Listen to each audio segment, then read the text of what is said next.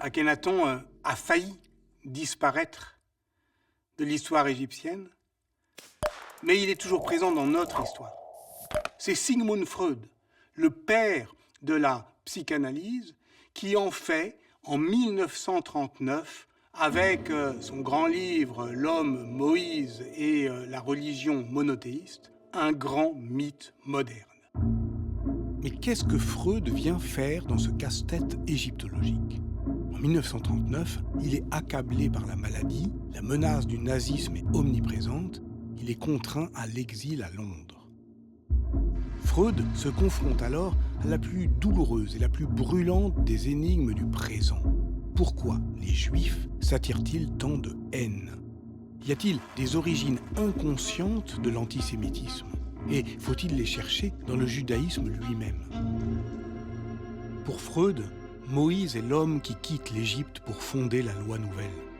Un départ mythique dont Hollywood s'empare en 1923 dans Les 10 commandements, une fresque picturale et emphatique réalisée par Cécile B. 2000. Freud a peut-être vu ce film qui décrit la sortie d'Égypte comme le roman de fondation du monothéisme. Mais pour lui, Moïse est un Égyptien qui perd sa patrie en devenant juif et transmet l'intuition fugace d'Akhénaton au peuple d'Israël. Il est d'origine égyptienne et c'est même, écrit-il, un prêtre d'Aton.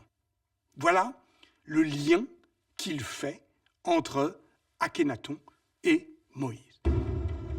Freud les rapproche tous les deux en partie à cause d'une histoire racontée au IIIe siècle avant notre ère par Manéthon, un historiographe égyptien hellénisé.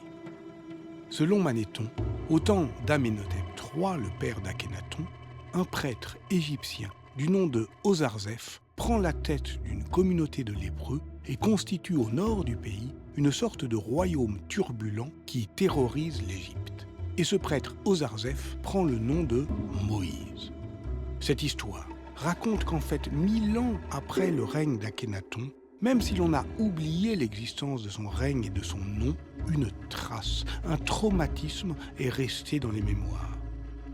Selon l'égyptologue Yann Assmann, qui publie en 1997 son livre « Moïse l'Égyptien », cette légende est la clé du rapport entre Moïse et Akhénaton.